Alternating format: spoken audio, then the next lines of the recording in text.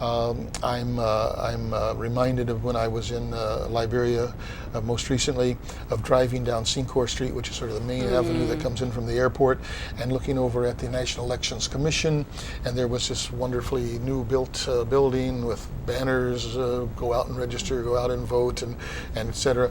When I passed that building in 2005, 2006, it was an armed camp with razor wire all around it and armed guards in front of it, and people demonstrating, and et cetera. So there's been a massive change. And that's got to be picked up on, and governments have got to understand the responsibilities. I'm concerned, for instance, in the DRC and President Kabila, because for a while he was pushing back. He's wanting the United Nations MONUSCO presence to be discontinued prior to the elections. He's relented on that. So we still have situations that are dicey, but the fact that these are playing out is massively important. Well, you know, as we kind of wrap up here, I think one of the things you both have talked about underlying is sort of the next generation. We've primarily focused on sub-Saharan Africa, and by all accounts, the billionth person was born in sub-Saharan Africa in 2010, toward the end of the year. And you've talked about food security, you've talked about governance. You know, given everything that's going on in the world now with the youth bulge, particularly in sub-Saharan Africa, you know, what do we need to be doing? What do African leaders need to be doing? What do donors, the U.S. and others, need to be doing to really address the outcry and the needs of that young generation coming up on education, on health? If most of them are involved in agriculture, what do we need? What are the new alternative things that we need to be doing? So I'll start with Steve, and then we'll wrap up with Dr. Mans. Yeah, well, again, I would focus on post-conflict societies that I'm most intimately involved in over these last few years, where the youth bulge, of course, is quite real, and you see it impacting the political flow, but it's made up of not just unemployed youth and a demographic that's growing by leaps and bounds, but in these cases also with demobilized youth soldiers who are already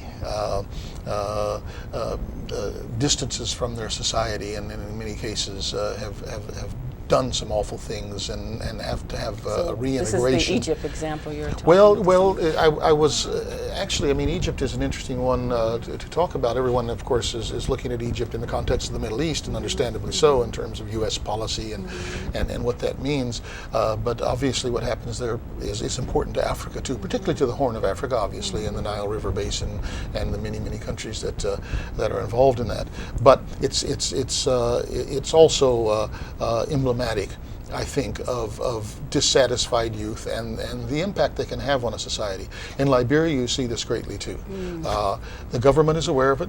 Donors are aware of it. It's not that there isn't money being made available, but it's just exactly how you approach it. There's because I've been talking about conflict resolution issues a lot today. There's obviously that part of it is real, but it's something that ground practitioners like us working on peace building can't approach directly. This is one where you've got to train trainers, you've got to train youth, you've got to work with the youth themselves to be able to work with their peers.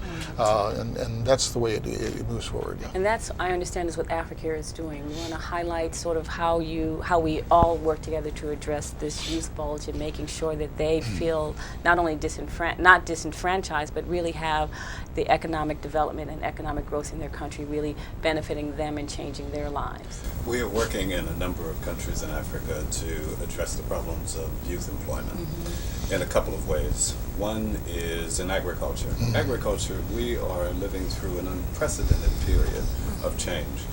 For many years, agricultural prices declined. We've seen the end now of long-term decline in food prices. Prices are going up.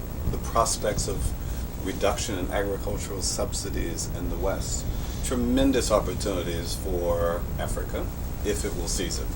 Big part of seizing it will be giving young people as well as women the tools that they need to be successful in agriculture. So that includes everything from agricultural extension, making seeds available, providing water, giving access to credit. These are the kinds of activities that we are implementing in over a dozen countries across Africa. And showing young people that you can make a very good living in agriculture. That, as the Vice President of Ghana said to me, making agriculture cool again for young people.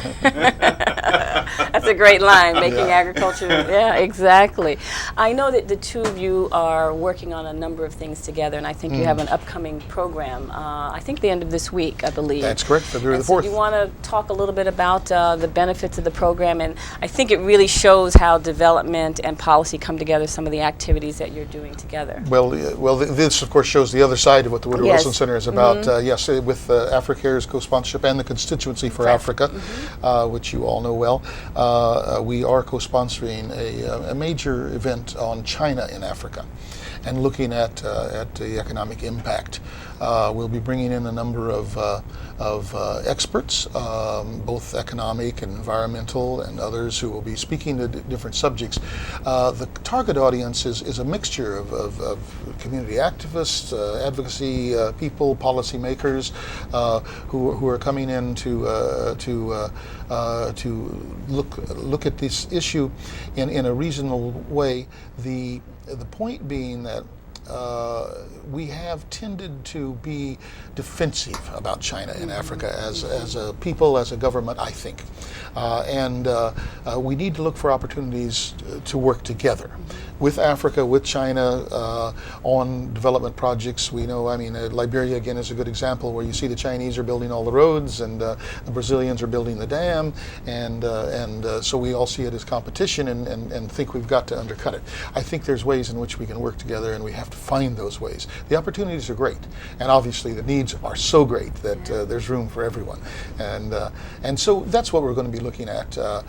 It's, I think, a major forum, and we're going to be having the Deputy Assistant Secretary of State Don Yamamoto is going to come and speak about the U.S. official view on this, but we'll have a lot of unofficial views being added to that, and I think it should be very interesting. And you're going to also have the Managing Director of the World Bank. That's correct. Yes. Exactly. Yes. Exactly. Dr. Okonjo-Iweala is going to be speaking with you as well. And I think it's a very timely event because you may have seen at the end of December the State Council in China issued a new policy on China. They're not going away.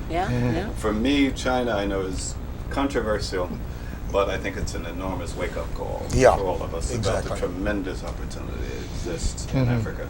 So the conference will be an opportunity to turn the temperature down so we can have a reasoned discussion about what does it mean for Africa, how does Africa take advantage of this, and what does it mean to the United States. Well, with that, you'll have the last word, Dr. Vance. Thank you so much. Thank you, Steve. Thank you, Darius. And thank our audience for being with us today on Out of Africa.